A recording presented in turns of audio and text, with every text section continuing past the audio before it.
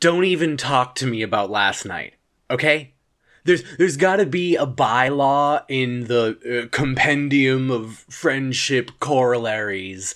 It stipulates we never talk about last night again. We agree that it never happened. Never write it down, never tell our shrinks. It's done, okay? So hey, did you see the game? It was a good one. A person threw a cantaloupe clean through the pitcher's head, and the pitcher gets up and he's like, oh, you want to talk about the tropical fruits? Starts dropping live worms and there's grubs shooting out of the worms, and it's like, how does that do that? And it just did it, but you're not going to let this go, are you? You're not going to let me fictionalize a sport to get out of this. Okay, but compendium of friendship corollaries not hooking us up over here, but I want this official all the same. We talk it through once. Once only. And then all that stuff I said earlier about us mentally deleting it from our shared history, it's in effect. It's so in effect that it would be ineffective to try and make that be out of effect. So do you agree? Because these are the terms. It's not happening unless you agree. Do you agree? Okay, thank you. What the hell was that? No, dude, I'm with you. I saw the way she was looking at you. I thought you were in. To be fair, and I'm sorry about this, I did notice the zipper in her stomach. I thought it was just a piercing. Alright, here's my take on it. I think she dehydrated the weasels, and that's how she was able to fit so many in there. She was hitting the water pretty hard. Think that was her way of rehydrating the stomach weasels so she could really just throw down on party time afterwards. And I know that's nobody's regular definition of party time, but it must have been hers, is the thing. Because can you imagine the prep work that went into what she did? Clearly not her first rodeo either. Did you get her number? Me neither. Did we get the tetanus shots, or did we chicken out? Okay, so tomorrow night, we're getting tetanus shots. Fine. Tonight, we're getting tetanus shots. Maybe rabies, too. I don't know if that's a thing. Like if you can do a post-facto rabies shot, or if I'm basically already old Yeller up in here. But, let's just cover the bases we can cover. But, my dude, neither rabies nor tetanus explains your little rash over there. Man, what the heck? Friggin' excuse me? No, I don't have a rash, so I clearly did not give it to you, and yes, I do realize it's in the shape of my high fives. You could bring in the palmistry experts, and they'll be like, oh, if I look at your lifeline, you have only 6 months to live somehow, also that dude gave you a rash. Your immune system gave you a rash. I high-fived you. Your body looked at my hand and said, that's germs. Get 'em, lads. Far. So very far. Be it from me to tell you your body is a medical kamikaze trying to eradicate itself hand first. But the evidence is there. And when you try to blame these things on me, and yeah, these things, plural, because do you remember the time you're like, oh, my coat smells funny, what'd you do? Literally had never seen the coat before. Yeah, had sneezed into your closet a couple times. Sneezes don't smell bad. Was it perhaps a little bit iffy of me to do that? Yeah, I could've used my elbow crook, could've grabbed a tissue. Closet was right there. The door slides open so easily it is butter smooth and you weren't looking. I just fired a couple off. So for you to later be like, oh, one, you sneezed in my closet, and you know what? I'm gonna hold the the L, proverbially speaking, on that one. But 2, you made my coat smell funny. Now, first off, there's a lot of stuff in that closet. Why is it just the coat smells bad? Second, when was the last time somebody ever sneezed and you block your nose and go, ew, take that outside? So really, it just seems personal at this point, and I don't have... You know what? I was just about to say I don't have evidence for that. I just cited you my evidence for that. It would be like, okay, I want you to do one of those imagination trips, a guided meditation. Close your eyes, deep breath in.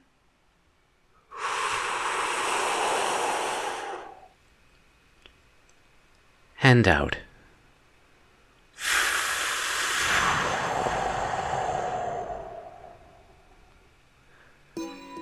You're standing on a rocky beach.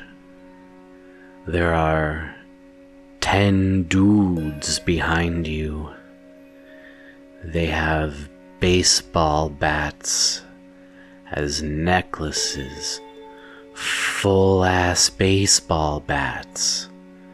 They drilled small holes through the bat handle, wound jumper cables through them, and they wear them as trophies, displaying their love of clobbering in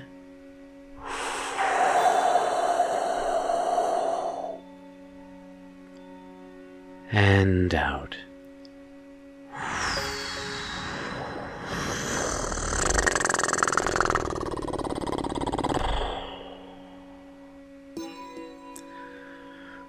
The clobbering enthusiasts aren't messing with you any.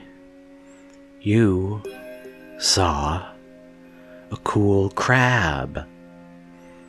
You're sitting down next to the crab, telling it your worries, and as you tell it your worries, those worries just go away. The crab reaches out to catch your words in midair, smacks them in half with its big pincer.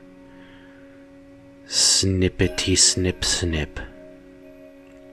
You thank the crab non-verbally.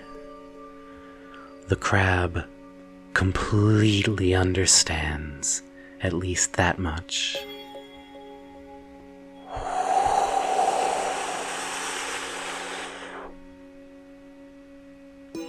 And out.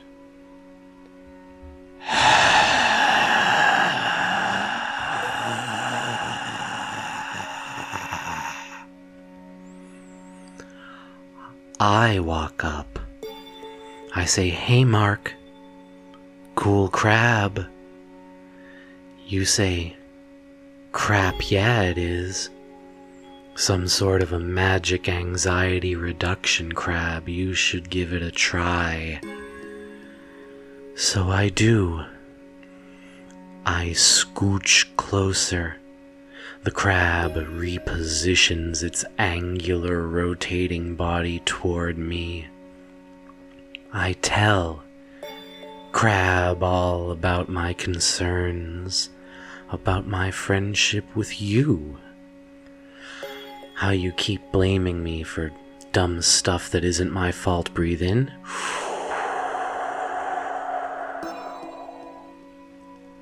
And back out through the nose.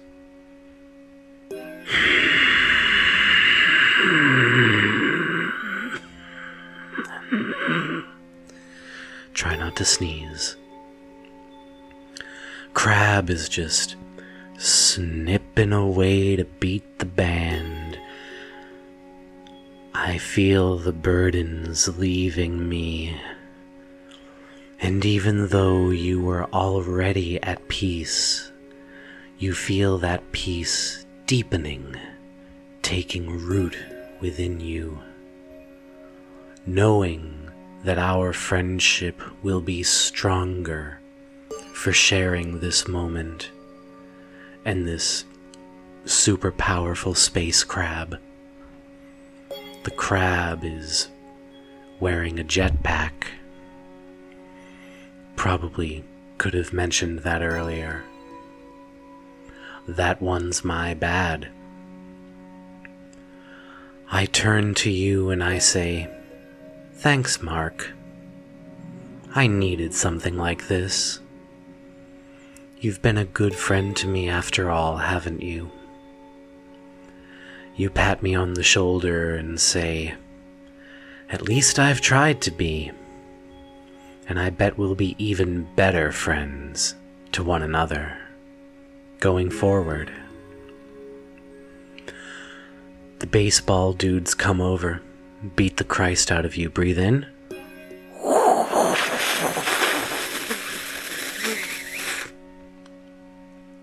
And I think you know what comes next.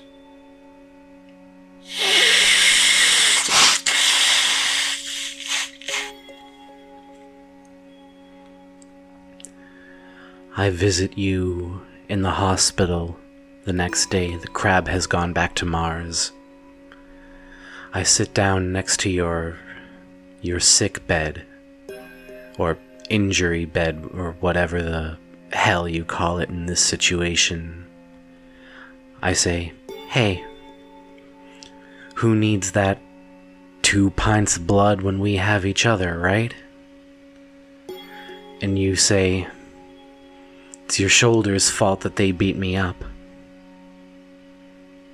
I tell you I need to go find another crab. All right, now open your eyes. One last deep breath as you face the world before you.